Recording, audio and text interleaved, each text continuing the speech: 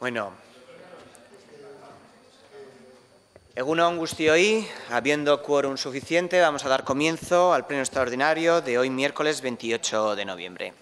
Antes de empezar con el primer punto del día, informarles que vamos a hacer una prueba piloto para poder hacer el videoacta y poder que todo lo que hablen ustedes a través del micrófono quede directamente grabado y no tener que los administrativos tener que redactarlo. Por lo tanto, aquel que quiera intervenir, por favor, siempre que se acuerde de pulsar el micrófono para que así pueda ser recogido.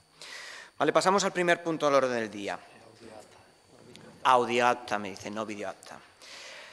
Aprobación provisional del plan de compadrización de los municipios de Lasarte-Oria y Donosti San Sebastián, referidos a los ámbitos A33 Tresategi y las normas subsidiarias de planeamiento de Lasarte-Oria, y AN10 Recalde 2 y Sistema General Viario del Plan General de Ordenación Urbana de Donosti San Sebastián. ¿Alguna formación política quiere intervenir en el debate? Señor Barrio, portavoz de EH Bildu, tiene la palabra. Mila esker, alkata jauna. A23 Tresategi eremuan, Leroy Merlin merkatalgunea handia kokatu ahal izateko udala egiten ari den bateragarritasun planaren aurrean, orain hemen behin-behineko onarpena proposatzen dena, gure ezezko borobilena jasoko du. Aurreko planoetan modu sakonean edo sakonagoan argudiatu ditugu gure kontrako arrazoiak eta ez ditugu orain errepikatuko. Agian baten bat bai, baina oro har ez. Esan bai, arrazoietako batzuetan oinarritu genitun bateragarritasun planari uztailean aurkeztu genituen alegazioak. Uztailaren bukaeran, Lasarteko EH Bilduk hainbat alegazio aurkeztu zituen. Aurkeztu zituen beste eragile batzuekin, ez batera, baina beste eragile batzuk ere aurkeztu zituzten beraien alegazioak. Adibide moduan, dendartean, merkatari elkartea, Euskal Herri mailakoa, hainbat talde ekologistak eta hainbat herritar ere. Orain, alegazio horiek guztiak denak atzera bota direnak edo botako dituzuenak. Honen aurrean, hainbat gauza esan behar ditugu. Berriro ere, izugarrizko presa erakusten du PSOE eta EAJak osatutako udal gobernuak. Ez ohiko plenoa deitzean. Bazegoen aukera, abenduko ohiko plenora gaia eramatea, baina ez ohiko bat eginda. Zer dela eta horrenbesteko presa ateragarritasun plana onartzeko? Zergatik beste kasu askotan, eta adibide referentzial, ez dakite referentziala, baina aurreko planoan ere horren isla egon zen, Uisten kaleko asfaltadoren kasuan adibidez, ez dago horrenbesteko presarik gauzak egiteko. Nun berez, obra bukatuta egoteko eta entregatuta egoteko epea bukatu da. Baina hor, dirudienez ez dago horrenbeste presa handirik. Orduan galdera da, nun dago Leroy Merlineko proiektuaren interes orokorra? Enpresa multinazional baten interes eta zerbitzura urbanismo a la carta egiten ari da udala, eta ez herritarren zerbitzura. Interes orokorrarena da, hain zuzen, aurkeztu genuen alegazioetako bat. Hemen, lehenesten ari dena da, multinazional handi baten diru interesa. Kitxo, ez dago beste zerarik. Hemen, inoiz berriro inbertituko ez den dirua edo etekina. Eta gero, auskalo, zer nolako trikimailu edo zer nolako ingenieria fiskala eren bidez, paradisu fiskal batean bukatuko dena, ziur. Ez dugu, inun ikusi, udalak ez du egin, inungo azterketa proiektuaren, azterketa prospekzio bat, proiektuaren impactu sozioekonomikoa jasoko duena, inungo hausnarketarik proiektuak herriko merkataritza txikian, herriko bizitzan, eragingo diren lanpostu sorrerak edo galeretan, edo haien kalitateaz, lanpostuen kalitateaz, epe ertain eta luzeari begira. Horrelakorik, zero. Ez dugu halako prospekziorik ikusi. Ikusten duguna da, bakarri, hori, multinazional baten diru gozea. Eta, diru goze aurrean, udalak, venga, alfombra gorria. Lehen esan dako presak eraman da, 2018ko ekainaren 14an, legebiltzarrak onartu zuen jarduera ekonomikoei buruzko lurralde sektorekako planaren aldaketa indarrean sartu arte, moratoria bat ezartzeko erabakiaren kontra ari dira PSOE eta EAJ. Legebiltzarrean, erabaki bat hartzen da, eta, presa daukate hori ez betetzeko. Legebiltzarreko akordio horretan, udalerrei saltoki handien inguruan etenaldi bat aplikatzea eskatzen zaie. Horretarako, dagoeneko dauden aukera legalak erabilita. PSOEk eta PNVek presa dute, eta ez dute moratoriarik nahi. Ez dute terziarizazioa, baino ez dakarren eredu honi oztoporik jarri nahi. Ezen, beste ereduak badaude, hortxe ondoan dauzkagu. Eta kotxerik ez da hartu behar, nahikoa da paseo jasangarri bat eman eta begi aurrean aurkituko dugu eredu hori. Hor, Mitxelengo lurretan, Usurbilgo lurretan, hori bai, hori da diferentzia. Hor, Elkar eta Gureak bezalako enpresak kokatuko dira.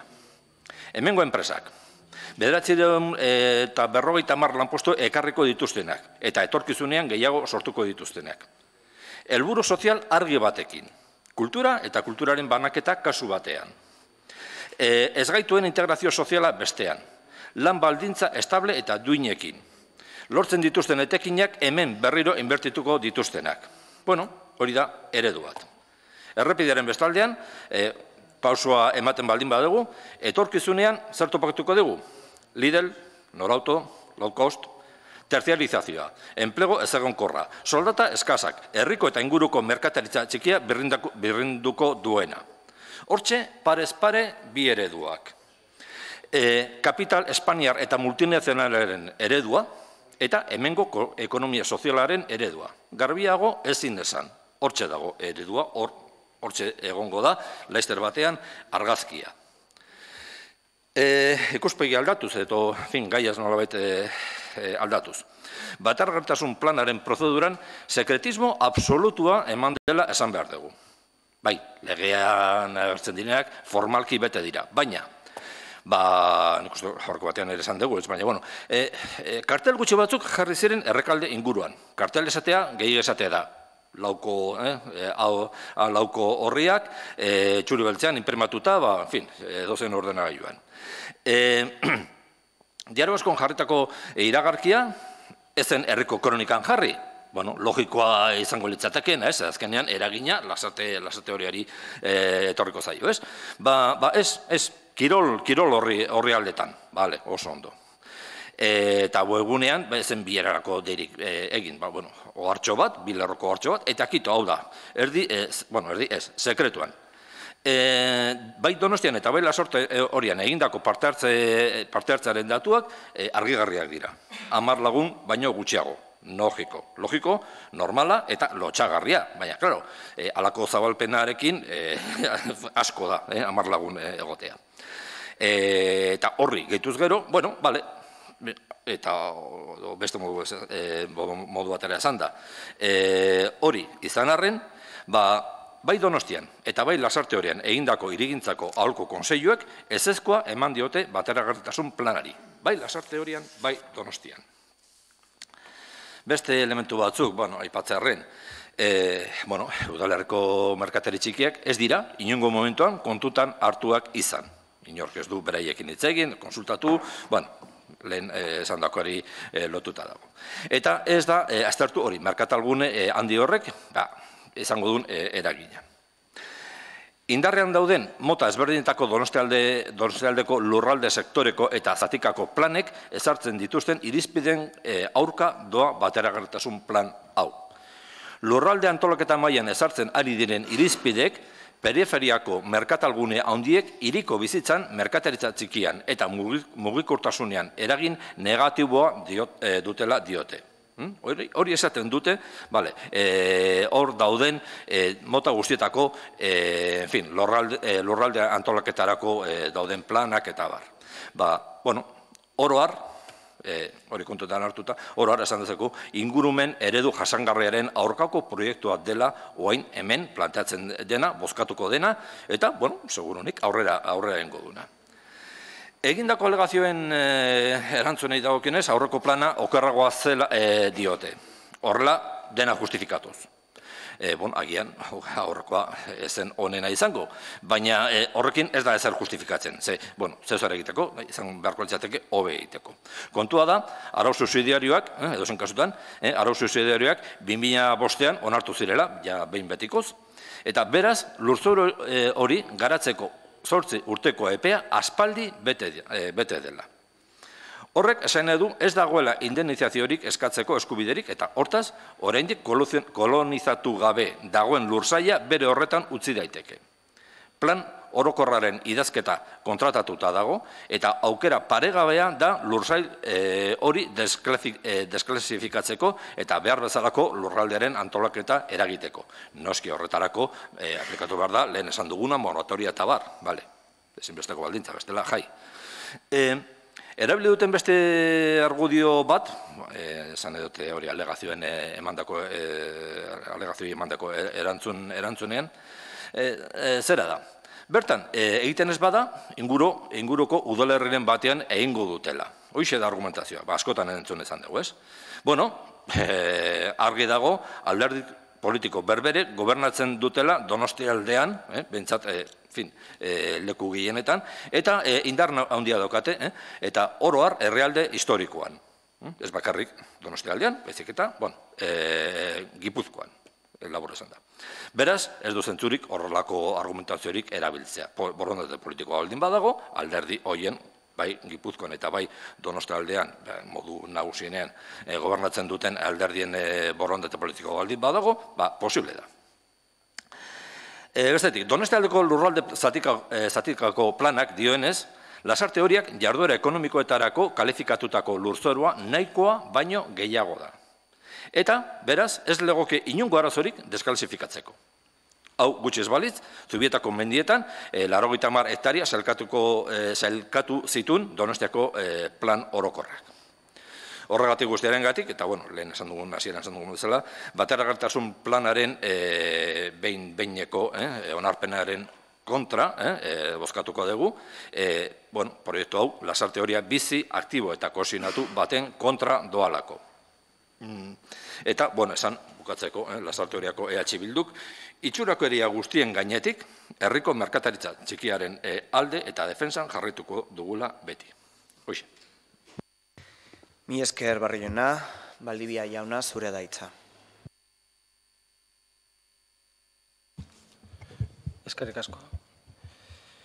Primero, para empezar, decir que el plan de compatibilización es obligatorio independientemente de lo que se planteara en el ámbito. O sea, que ustedes van a votar en contra del plan de compatibilización, pero que el propio plan tenía que venir aquí y no tiene ningún sentido que estar en contra de ese plan de compatibilización. Primero, porque desde la izquierda abertzale, ya en su día, cuando se hizo el plan parcial que está vigente hoy en día, se votó a favor de esa zona de Teresategui. Es decir, estaban en contra del Teresategui grande, pero estaban a favor del Teresategui pequeño.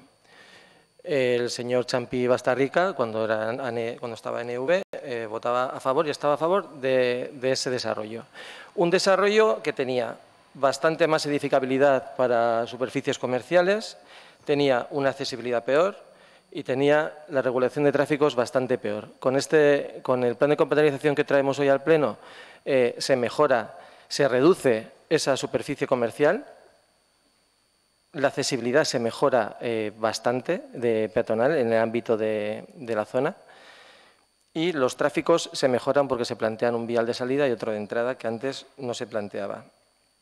Aparte, el anterior plan parcial planteaba 4 torres más altas que las que el edificio que se plantea ahora y tienen bastante menor impacto visual que el que tenía el plan parcial. Vuelvo a repetir que está vigente hoy en día tal y como está. Ya sé que no le gusta que le diga, pero es que es verdad.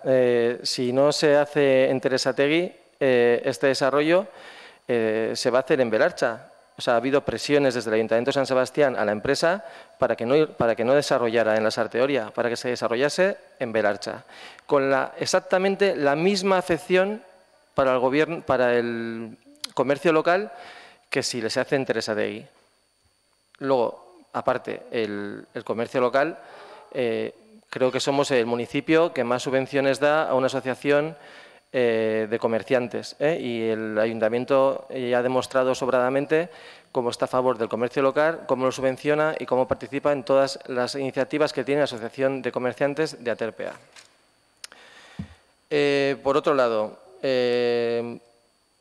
habla del proceso participativo. Ya se ha hecho un proceso participativo. Dice que ha sido con un secretismo total. Si quiere le pongo un ejemplo. El proceso participativo para la modificación del Parque de la Libertad, con toda la publicidad del mundo, con toda la comunicación que ustedes puedan pretender que es la idónea, ha tenido 7 personas en los talleres presenciales.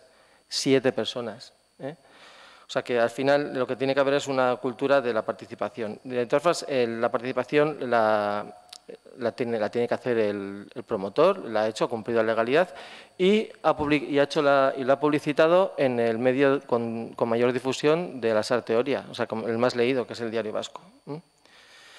Y luego también que no sé por qué esa vara de medir. Cuando Bildu o la izquierda abertzale en general desarrolla zonas comerciales como esta, o comercial, o todavía con más impacto en los municipios que gobierna, no sé si piensa en todo lo que está diciendo usted, Pablo, aquí hoy. Porque en Oiartzun aprobó el Leroy Merlin con todo y ahí el comercio local no sufre. En fin. No sé, no tengo nada más que decir, realmente. Mila esker, Valdivia jauna, Barrio jauna, zurea da hitza. Bai, mila esker, Alkate jauna. Bueno, a ber, ulertzen dugun eta gure diskursoaren mamia hartzen dugun. Hemen, arazo ez da bateragarritasun plan bat egitea edo ez. Segun, eta zertarako. Hemen sakoneko arazoa, eta nik uste dut, saiatu naiz behintzat, edo saiatu gara nahiko argi uzten, da ze eredua nahi dugun, ez bakarrik Sarteoriaren txat, gaur egun eraginak dira asko zabalagoak, baina bueno, ze eredu industrializazion edo ekonomiaren ikuspegitik, ze eredua nahi dugun. Eta hor, esan dugu, terziarizazioa, bale? Sakonkortasuna, lanpostu eskaxak, eragin oso handia, ez bakarrik Lasartean edo, oroar, bere inguru sozioekonomikoan, eta bar. Hori da arazoa, hori da sakoneko arazoa da. Horren aurrean,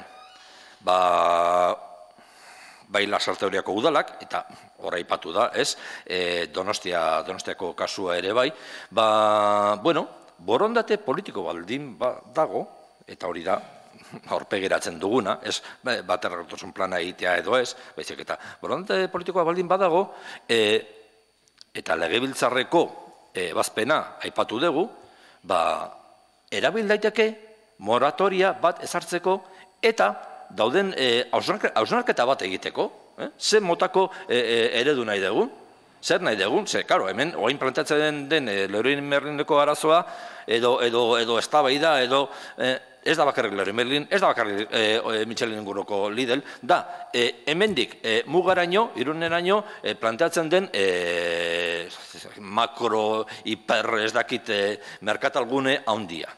Hori da, nolabait eztabaidan dagoena. Orduan, horren gainean eztabaida egin dezagun. Badakigu ze arazoak eta ze mugak eta ze baldintzak egon daitezken. Ze besteak beste, plan orokorrak eta hor daude. Hori da plantatzen duguna. Har dezagun, denbora bat, bai lurraldeko antolamentuaren planak aldatzeko beste irizpide batzuekin eta kasuan kasuko plan orokorrak ere bai. Hori da bidea. Claro, horretarako behar da borondatea. Eta oain bateragarritasun plan hau ona ekartzean, hori da faltan botatzen duguna. Hor beste lehen aipatu dudan, ez dakit, hor gureak jartzen baldin bada, Ez dugu inon garozeri jarriko bateragarritasun planari. Eredu hori, gure ustez, oso beharrezkoa da gainera inkluso. Bai, eta integrazio soziala ere, bai. A ver, es que, en fin, bueno, vale, oso ezkerreko ikuspegia, vale, oso ondo. Ez gaituak, hor txokora, vale, hori da zuen eredua. Claro, multinazionalek ez dute nahi horrelako jenderik, ez dira hain produktiboak. Vale, en fin, definizio ideologikoa erabatekoa, vale. Hain zuzen, eta berriro, bi ereduetara, herri bizi, herri kohesionatua, herri integratzailea. Nun, herritar guztiek, gaitasun batzuekin edo beste batzuekin, bere lekua izango dutena. Orduan, konparatzea gureak bezalako proiektu bat, kasu honetan Leroy Merlin batekin, bueno, bale, ez dakit, libre da, konparaketak guztiak libreak dira, baina gure ustez, en fin, bueno, ez dira egokiek. Guztiz, lekuz kanpo daudela. Orduan, bueno, alde batetik hori. Gero, esan da, bueno, bestela, Belartzara edo Donostia eta bar. Bueno, gauza bera, ez, Donostian, nor dago gobernuan? PNV-PSOE, ez?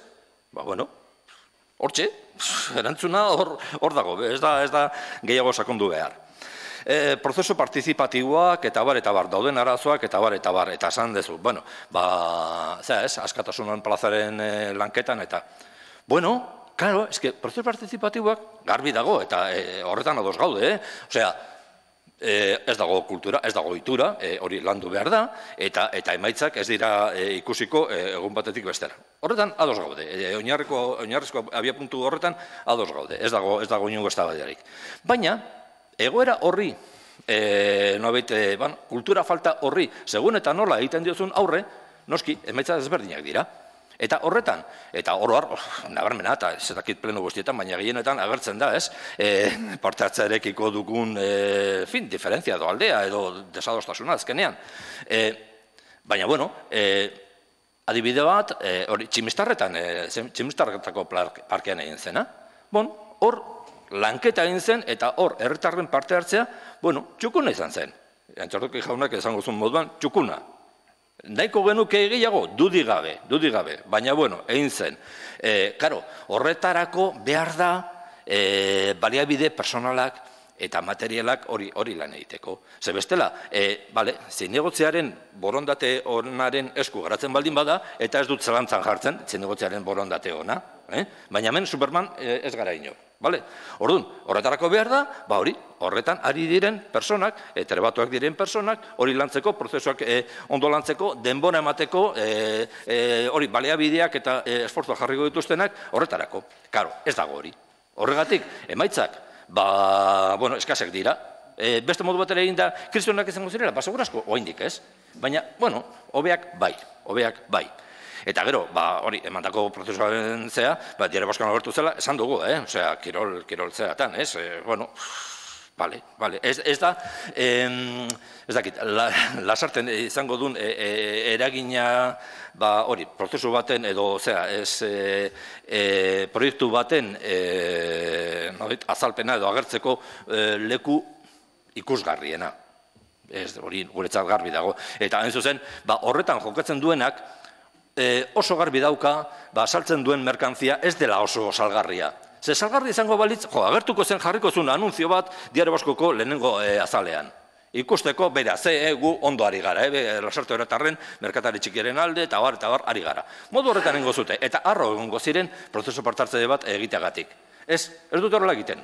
Alden diskretonean, osea, legeak eskatzen ditun formalismo minimoenak betetzen dute, eta orduan, klaro, alegazioetan esaten dute. Bueno, bai, eske, klaro, parte hartzea ez daki zer, baina ondo dago, osea, legeak eskatzen duena betetzen du, gale, ados, baina legearen, hori askotan esaten da, ez, espirituari trampa eginda, letrari kasu eginda, baina espirituari trampa eginda. Azkenean zergatik, lehen esan dudanagatik, oso konstienteak dira, eta zarete, saltzen duzuen merkantzia, eskasea dela, txarra dela lasarte horretarrentzat. Eta, bueno, gero Bildukoak egindakoa, eta, bale, edo historikoki Ezker Abertzalea, edo ez dakit, edo Txempi jauna, edo ez dakit zer. Bueno, ikasten ari gara. Ikasten ari gara, eta egindako txarretik, ikasten dugu. Eta saiatzen gara, gauzak berbideratzen, eta lehenengo adibidera bueltatuko naiz. Usurbil, Michelin inguruko horretako lurroiek. Bueno, Usurbilen, bere momentuan, Urbil jarri zuten hor, eta Usurbil moduan, Oiartzunen eta hainbat lekutan, ez? Bueno, momentu batean, ematen zuen eredu hori, merkataritzaren eredu hori, bueno, balio batzuk bazitula, ikusi ditugu ondorioak, eta oain Usurbilgoek ez dute jarri hor eremu horretan Lidl bat, ez? Jarri dituzte, lehen esan ditugunak, gureak, elkar. Eta Usurbilen ari dira, nahiko horrelatutua daukate, plan orokorraren idazketan. Eta, klaro, hor, segun ze irizpide jartzen dituzun, eredu bat bultzatzen duzu edo ez. Eta jarri dituzten irizpideen arabera, hain zuzen, oain, Michelingo eremu horretan ikusi dugun bidetik doa. Gure kezka eta gure eskaera batez ere, da, Lasarten aukera daukagu, alako zedozer egiteko. Konpondu daitekena konpontzeko. Badakigu gauza batzuk betirako apurtuta daudela. Baina plan orokor batean sartuko gara, mesedez, irizpideak jartzerakoan eta gero hori implementatzerakoan edo hori, plan orokorraren idazketan prozesuan, beste irizpide batzuk, alde batetik, beste irizpide batzuen alde egin, hori batetik, eta gero bestetik, herriko, herritar, eragile eta guztiekin konpartitu eta horretan laguntzeko gonbidatu. Eta ez bakarrik hirigintzako aholku batzorde formal hori praktikan eragin gutxi duena. Baizik eta benetako lanketa batekin, horretarako lehengora voltatzen gara, ez? Behar dira personak, behar da denbora, behar da esfortzua, gauza horiek sozializatzeko herritarren gara eramateko. Are gehiago, hau bezalako gai batean, berez nahiko zaila, nahiko aridoa dena. Mila esker. Mila esker, Barrio jauna, Valdivia jauna, zure da hitza. ¿De verdad considera EH Bildu política de izquierdas que se implante una empresa como Gureak en Usurbil como ejemplo de política de izquierdas? O sea, yo creo que también tiene que plantear desde la izquierda qué es lo que se tiene que buscar en las condiciones de los trabajadores. Eso para empezar. Luego, no nos mareen ya de a veces sí, a veces no. Resulta que en unas épocas se vota a favor del desarrollo de este ámbito, ahora vienen que no. Primero que estaban a favor de desarrollos como Urbil, en la zona luego en Oiartzun, en la zona de Leroy Merlin y de Carrefour, y como ahora resulta que ya, según ustedes, están aprendiendo y van a cambiar, no vaya a ser que donde ustedes, cuando han gobernado, han dado permiso para que se implanten esas superficies, ahora pues parece que si se implantan más, corren peligro las que ustedes han aceptado y han permitido. Yo les pido también pues, una coherencia política también a lo largo del tiempo. Y nosotros también aprendemos. Y como ustedes dicen que están aprendiendo, nosotros también. Y desde luego estamos aprendiendo a que no podemos dejar pasar posibilidades, oportunidades como hicieron pasar ustedes cuando estaban gobernando. O sea que en eso también estamos aprendiendo nosotros. Y coherencia les pido, simplemente. Mila esker, Valdivia jauna. Habiendo terminado el turno de debate, paso a dar lectura del dictamen de la Comisión de Urbanismo, Obras y Medio Ambiente, que dice así. Con 9 votos a favor de la aprobación provisional, 7 del Partido Socialista y 2 de AJPNV, 4 votos en contra de EH Bildu y 1,5 abstenciones de Abdul Lasarte Oria Puede, se propone la aprobación provisional del Plan de Compatibilización de los municipios de Lasarte, Oria y Donosti San Sebastián. Pasamos a votación. ¿Votos a favor?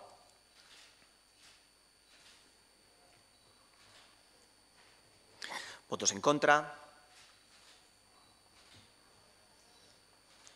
¿Abstenciones?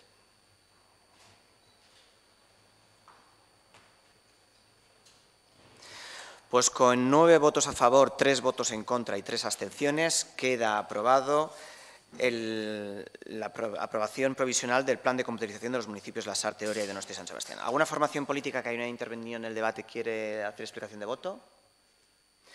Pasamos, antes hacer una aclaración de una acusación que se ha hecho por parte del portavoz de H. Bildu. La urgencia del pleno extraordinario no es por este punto que ustedes planteaban.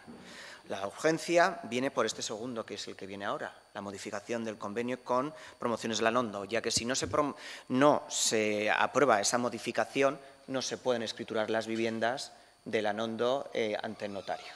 Por lo tanto, como esto es algo urgente que tenemos que hacer para poderlas escriturar cuanto antes y pasen a ser propiedad municipal, pues ha aprovechado para meter la declaración institucional en favor del euskera, que es el día 3 de diciembre, como ustedes saben, y este punto que también estaba ya pasado por la Comisión de Urbanismo.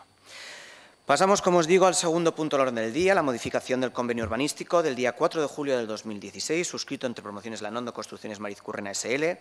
y el Ayuntamiento de la Sarte Oria, relativo a una permuta de bienes de las citadas mercantiles por bienes propiedad del Ayuntamiento de la Sarte Oria. ¿Alguna formación política que quiera intervenir en el asunto? Han recibido todas las explicaciones oportunas en la Comisión de Urbanismo y Obras y Medio Ambiente y paso a dar lectura del dictamen de la Comisión, que dice así: con 9 votos a favor de la modificación del convenio, 7 del Partido Socialista y 2 de AJPNV y 5,5 abstenciones, 4 de H. Bildu y 1,5 de Aldun Lasarte Oria Puede, se propone la aprobación de la modificación del convenio urbanístico entre Promociones Lanondo y Construcciones Marizcurrena y el Ayuntamiento de la Sarte Oria. Pasamos entonces a votación. ¿Votos a favor?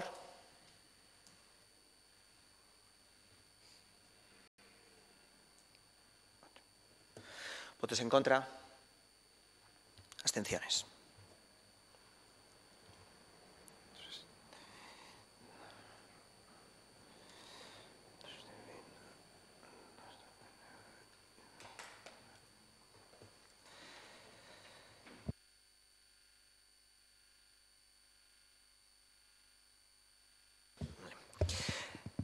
Con 8 votos a favor, ningún voto en contra y 7 abstenciones, queda aprobado la modificación del convenio entre Construcciones Marizcurrena y Promociones Lanondo y el Ayuntamiento de la Sarte Oria.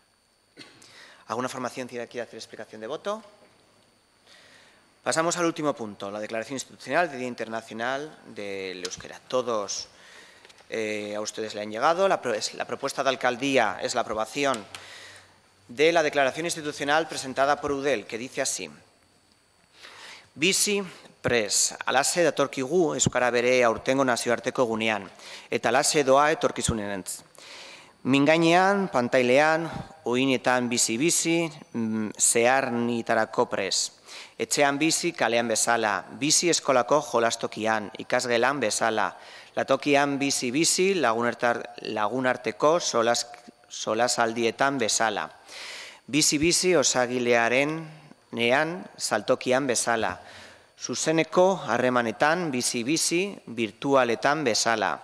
Bizi-bizi kirolean, liburuetan eta zineman bezala. Prest gaudelako gu euskal herritar gehienok hori horrela izan dadin. Prest gaudelako euskarari gure hitzen egoak eskaintzeko ahotik belarrira, bihotzetik bihotzera, urrutik urrura, hegaldan dadin samur bezain indartsu. Dakiguna dakigula, mintzatzen ez dena baita euskaraz eskaz bakarra. Prest gaude eta gogotsu euskaraz gure ahoan bizi-bizi dantza egin dezan.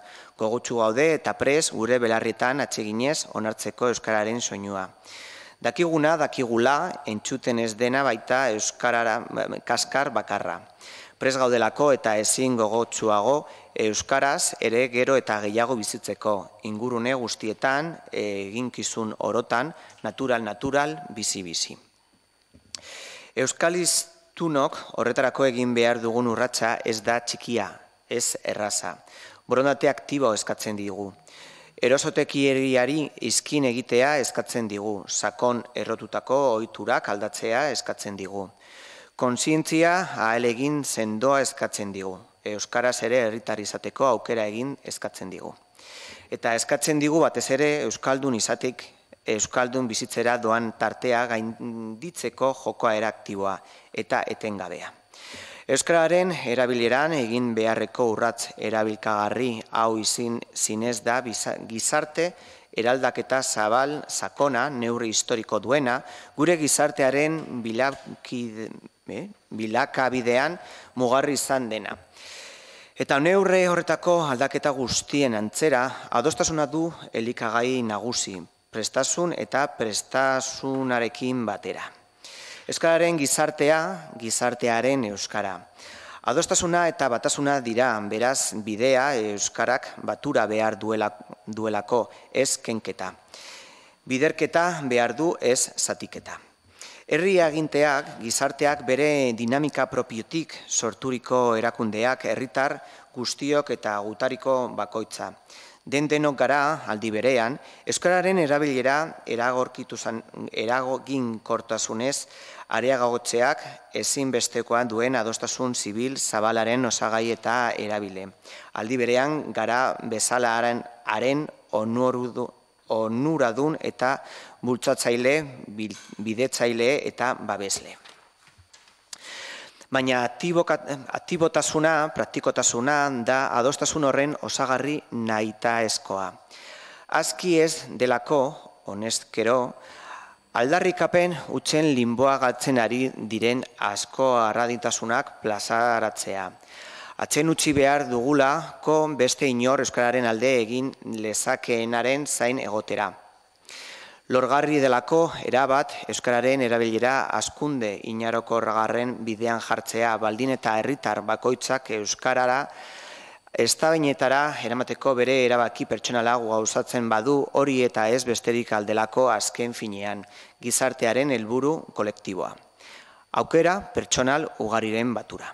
Eta egingo dugu munduari euskaraz ere helduz, euskararentzat belarri zein gogora pres izanez, euskara ozen idatziz, bizi eskainiz, euskara eguneroko bizitza aberastu dezan, eguneroko bizitzak euskararen bete dezan. Elkarrekin, elkarganarako errespetu osoz, elkargandik adorea jasoz, elkarri euskaraz eskainiz, euskara bizi indarrez sendoagotuz, bizi pres egunero delako euskararen aldia.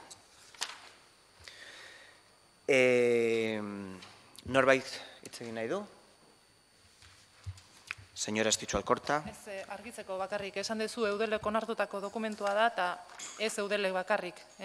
Hau da, Akoban edo Herri Administrazioko Koordinazioko Batzordean onartutako dokumentua eta bertan daude Eudel, dago UEMA, 3 aldundiak, 3 hiriburuak eta asko jaurlaritza.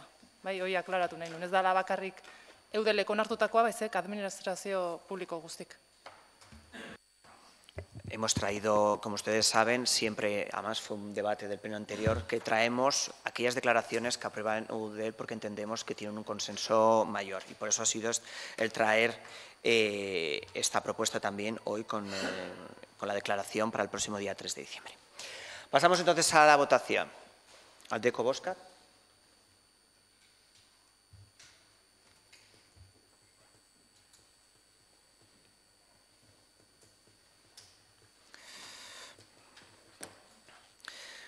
Kontraboko boskat. Abstentzioak. Ai, que has votado, perdón. Alde, barkatu. Aho batez onartzen da. Eta listo, mi esker guztiei etortzeagatik.